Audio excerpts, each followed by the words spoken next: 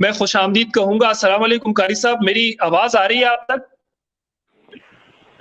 السلام علیکم ورحمۃ اللہ وبرکاتہ۔ وعلیکم السلام، بہت شکریہ قاری حنیف جالندری صاحب وقت دینے کے لیے۔ قاری حنیف جالندری صاحب، مسئلہ میری آواز آ رہی ہے فلسطین کے آپ تک؟ حوالے سے اس وقت ایک بہت افسوسناک فضا پوری دنیا میں قائم ہے، اور دنیا کے مسلمان اس مسئلے پر تشویشناک صورتحال میں ہیں۔ جو مظالم وہاں پر ڈھائے جا رہے ہیں، کیا سمجھتے ہیں اس مسئلے کا حل کیا ہے، اور کس طرح سے اس کے حل کی طرف جایا جا سکتا ہے، اور اس پورے مظالم کو آپ کس نظر سے دیکھتے ہیں؟ بسم اللہ الرحمن الرحیم۔ سب سے پہلے تو میں آپ کا شکر گزار ہوں اس اہم اور حساس اور سنگین ترین مسئلے پر آپ نے مجھے بھی اظہار خیال کا موقع دیا اور اپنے پروگرام میں شریک کیا۔ میں سمجھتا ہوں کہ یہ ایک بہت بڑا انسانی المیہ ہے۔ شاید انسانی تاریخ میں ایسے بدترین ظلم کی بہت کم مثالیں ملتی ہوں، اور یہ تو ایک بہت اس کو میں صرف افسوسناک ہی نہیں بلکہ المناک اور اندوہناک، اور اسے فلسطین کا نہیں بلکہ انسانی المیہ اور انسانی سانحے سے تعبیر کروں گا کہ اسرائیل جس ظلم اور بربریت کا مظاہرہ کر رہا ہے، اور جس طرح عالمی طاقتیں اس کا ساتھ دے رہی ہیں، یہ ایک انسانیت پر بہت بڑا ان پر تماچا ہے، اور یہ اقوام متحدہ کے چارٹر کی بھی خلاف ورزی ہے، جنیوا کنونشن کی بھی خلاف ورزی ہے، ہسپتال پر حملے، تعلیمی اداروں سکول پر حملے، اور پھر معصوم چھوٹے بچے ان کو شہید کیا جا رہا ہے، اور ان بچوں کا کیا جرم ہے اور اس کا کیا قصور ہے؟ اس وقت وہاں لاشیں ہی لاشیں ہیں۔ اصل میں تو یہ منصوبہ ہے کہ غزہ جو ہے اس پر قبضہ کیا جائے، وہاں فلسطینیوں کی نسل کشی کی جائے، اور اس علاقے کو جبری طور پر خالی کرا دیا جائے، اور یہ غزہ سے نکلنے پر مجبور ہو جائیں۔ یہ اسی پورے منصوبے اور پلاننگ کا میں اس کو حصہ سمجھتا ہوں، اور انسانی حقوق کے علمبردار آج خاموش تماشائی بنے ہوئے ہیں۔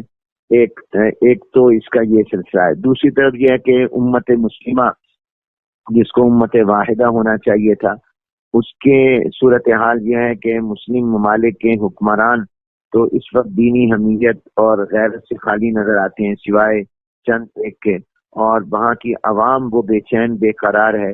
تو بہت ہی افسوسناک صورتحال ہے۔ ہونا تو یہ چاہیے تھا کہ کفر آج ملت واحدہ بن کر سامنے آ رہا ہے، مسلم ملت واحدہ ہوتے حضور علیہ السلام نے فرمایا کہ المسلمون کجسد واحد، مسلمان تو ایک جسم کی مانند ہیں۔ اس پر پاکستان کو بھی اپنا ایک قائدانہ کردار ادا کرنا چاہیے، اور سعودی عرب نے جو موقف اختیار کیا وہ قابل تحسین ہے۔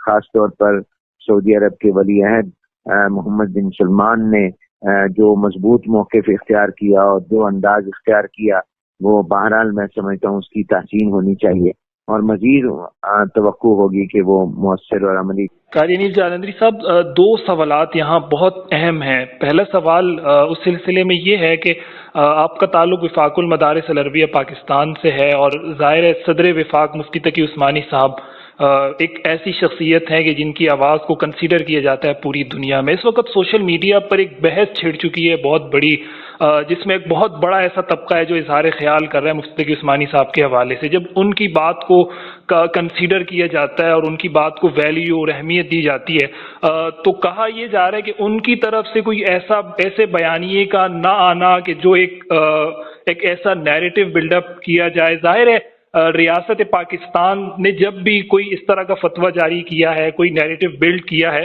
تو علماء نے اس میں بھرپور ان کے ساتھ تعاون کیا ہے، ہر حوالے سے علماء نے تعاون کیا ہے، اور یہ ایک اچھی بات ہے کہ ملک کی سالمیت اور وقار کو برقرار رکھنے کے لیے کیا جائے۔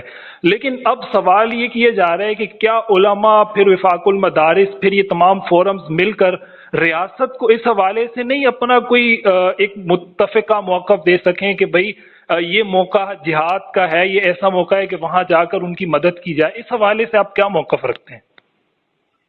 دیکھیے، جہاں تک تو شیخ الاسلام مولانا مفتی محمد تقی عثمانی صاحب دامت برکاتہم العالیہ کے بیان یا ان کے اس پر موقف کی بات ہے، تو وہ تو بڑا واضح روز اول سے آیا، اور حضرت نے شدید ترین الفاظ میں اس کی مذمت بھی کی، اور عالم اسلام سے تعاون کی اپیل بھی کی، فلسطینیوں کے ساتھ یکجہتی کی بات بھی کی۔ حضرت کا جمعے کا جو خطبہ تھا جو الحمدللہ پوری دنیا میں نشر ہوا ہے اور سوشل میڈیا پر بھی آیا ہے، جو حضرت نے عربی میں بھی جو خطبہ دیا، اور اس کے بعد پھر مختلف میڈیا کے لوگوں کو کے اندر بھی حضرت کا موقف آیا ہے۔ میری بھی آج حضرت سے ٹیلی فون پر کافی تفصیلی بات ہوئی، وہ بہت اس معاملے میں بے چین ہیں، بے قرار ہیں، مضطرب ہیں، اور اس بات پر غور کر رہے ہیں کہ ہم اس میں مزید کیا مؤثر قدم اٹھا سکتے ہیں۔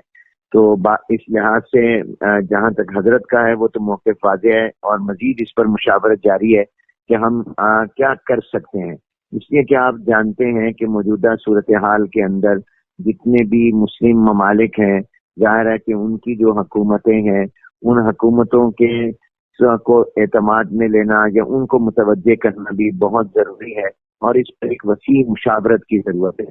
تو آج بھی جو بات ہوئی حضرت کے ساتھ وہ یہی ہوئی کہ سلسلے میں ہم بعض اہم لوگوں سے مشاورت کر رہے ہیں، کچھ سے حضرت کر رہے ہیں، کچھ حضرات سے میں کر رہا ہوں، اور امید ہے کہ انشاءاللہ اس مشاورت کے نتیجے میں کوئی نہ کوئی بات سامنے آئے گی۔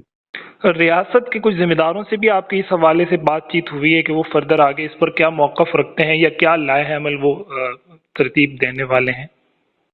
تاحال میری تو کوئی بات نہیں ہوئی، ممکن ہے کہ دیگر حضرات کی بات ہوئی ہو، لیکن میری ابھی تک ریاست کے کسی ذمہ دار سے اس موضوع پر بات نہیں ہوئی۔